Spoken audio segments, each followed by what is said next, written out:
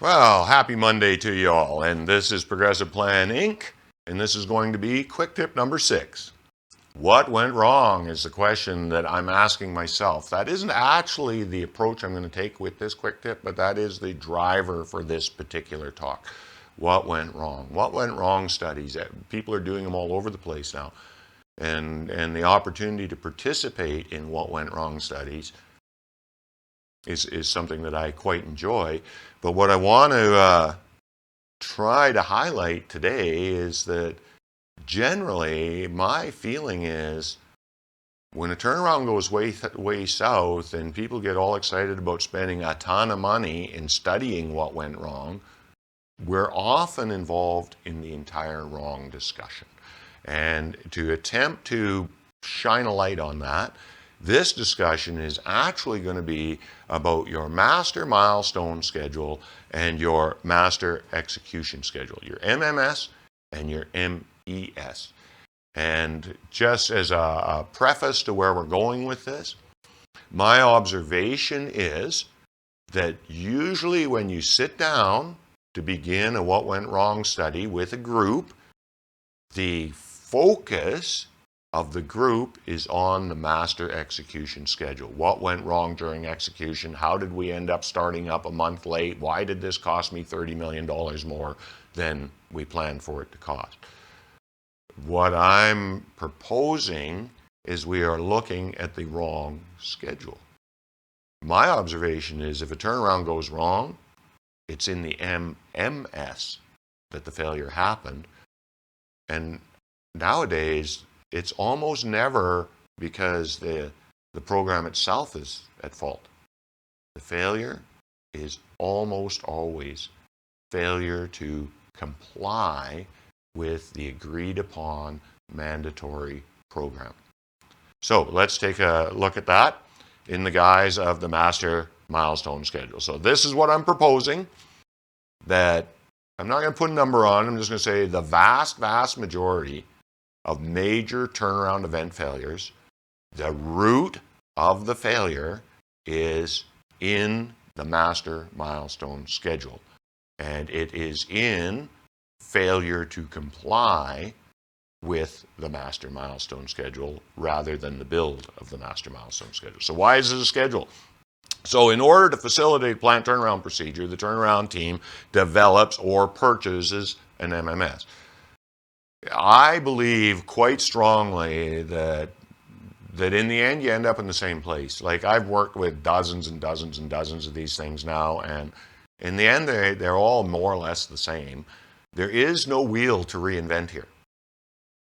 And the economics of developing a full-blown turnaround process in time and energy and cash, I honestly think that purchasing one and leasing one, subscribing to one is probably a better bet. But that is a C-suite decision, and that's not for us to tell them. That's for them to decide.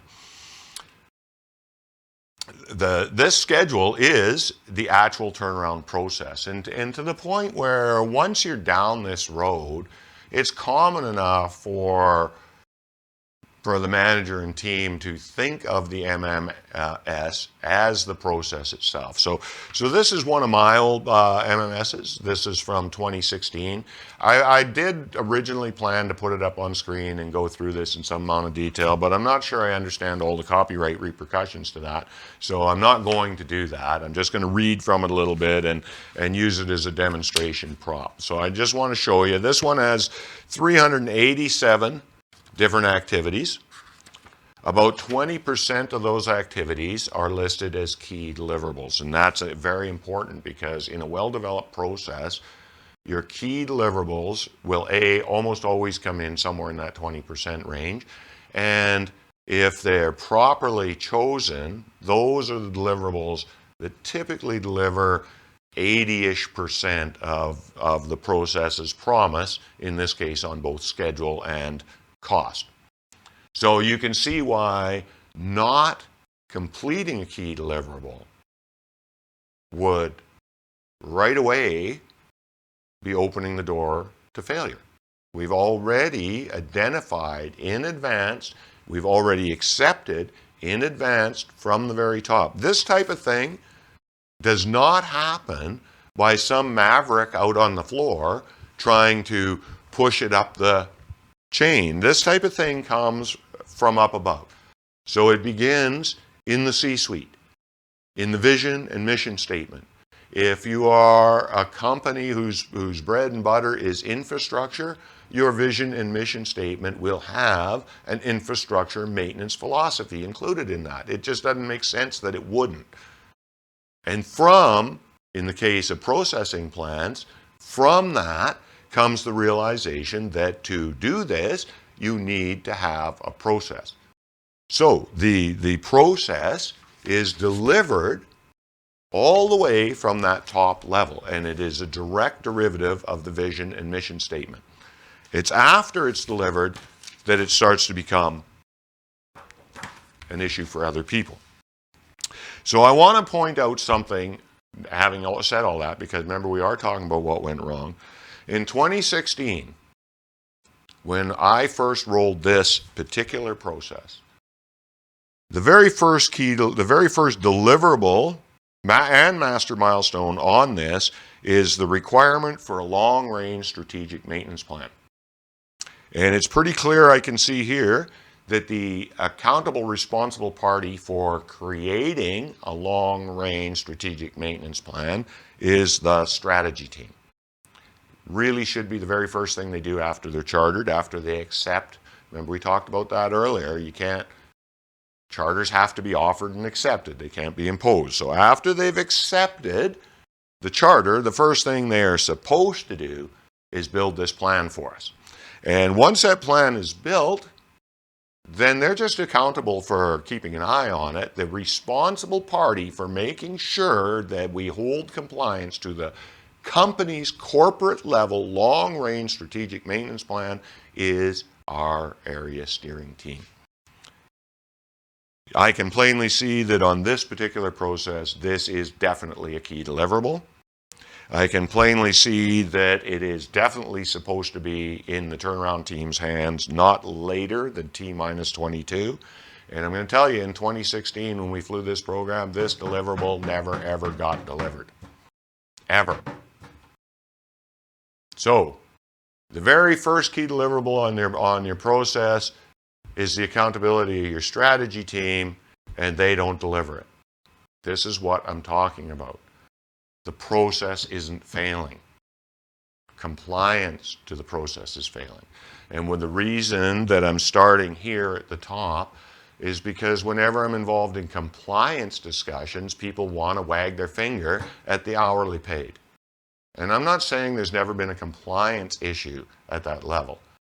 I'm saying that my experience, and that includes doing forensics for other people, it's not at the hourly paid level, right?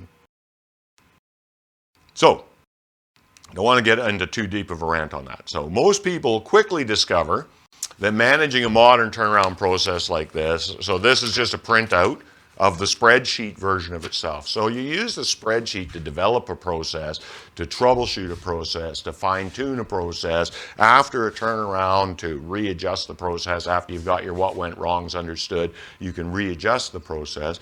But to actually administer the process from a spreadsheet is a massive amount of effort, and nowadays it's just not the advised way of doing it. Any turnaround management process that you buy, it will include an MMS, and that MMS will be facilitated by some form of digital tool set. If, on the other hand, you're on a team that's very insistent that you're going to develop your own turnaround process, and I'm not saying there's anything wrong with it. I said it was expensive. I didn't say there was anything wrong with it. So if you are going to develop your own turnaround management process, please do give some thought to how you're going to deliver and administer the process.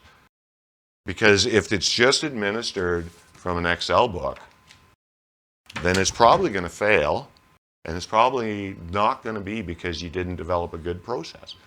Your process could be the most awesome process in the world. If you don't get compliance to the process, you're still going to fail. So, That's enough about the MMP. So this is where I believe that most turnaround failures happen. So then let's talk about the master execution schedule. If our success is anchored in our master milestone schedule, then I would propose to you that our path to excellence is embedded in the master execution schedule. Success is one thing, good is another thing, and excellence is what we strive for. So master execution schedule nowadays, to be best in class, virtually always going to be in P6 these days.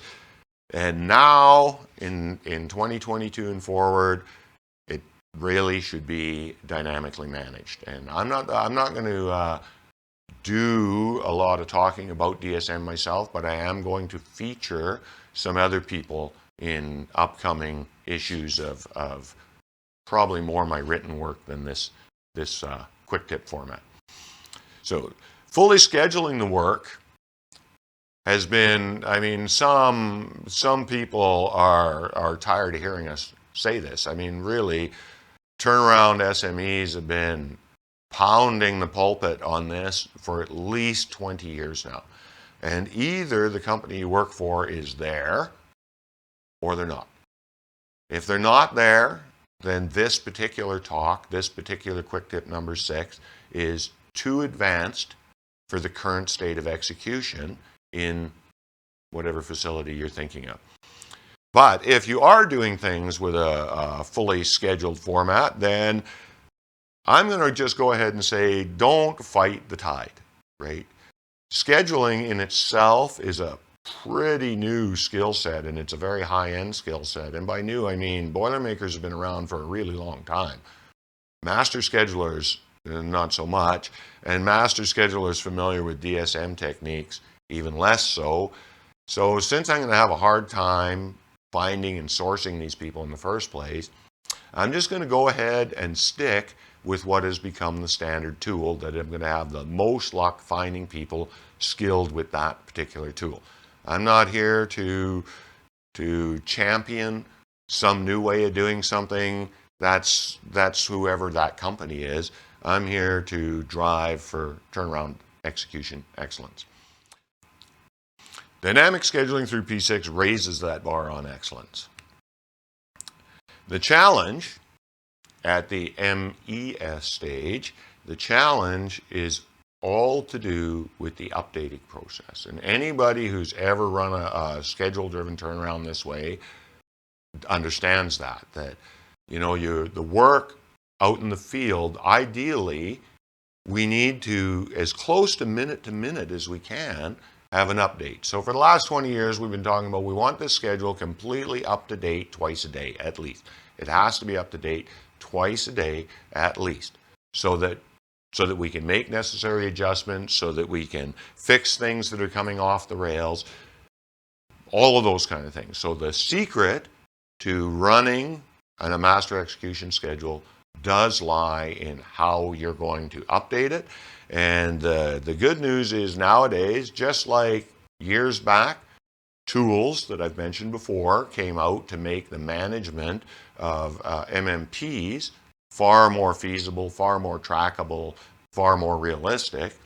We now also are seeing tool sets that are coming out onto the market that will engage with your P6 dynamic schedule and literally drive you to zero delay in schedule updating.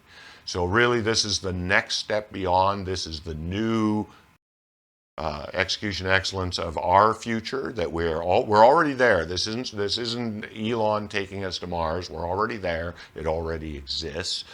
And the difference then becomes knowing minute to minute where you are precisely on your work. A vast improvement over knowing it twice a day. So this is what I had to say about these two things. Your master execution schedule is your secret to driving you beyond success into the world of good and excellent. But your MMP is the most likely place where more effort could be put on compliance to help address reoccurring failure, turnaround failure issues. Thank you so much for coming. This has been a bit longer one than normal. I hope you come back next week. Please hit the subscribe button if you're enjoying these. Have a nice day.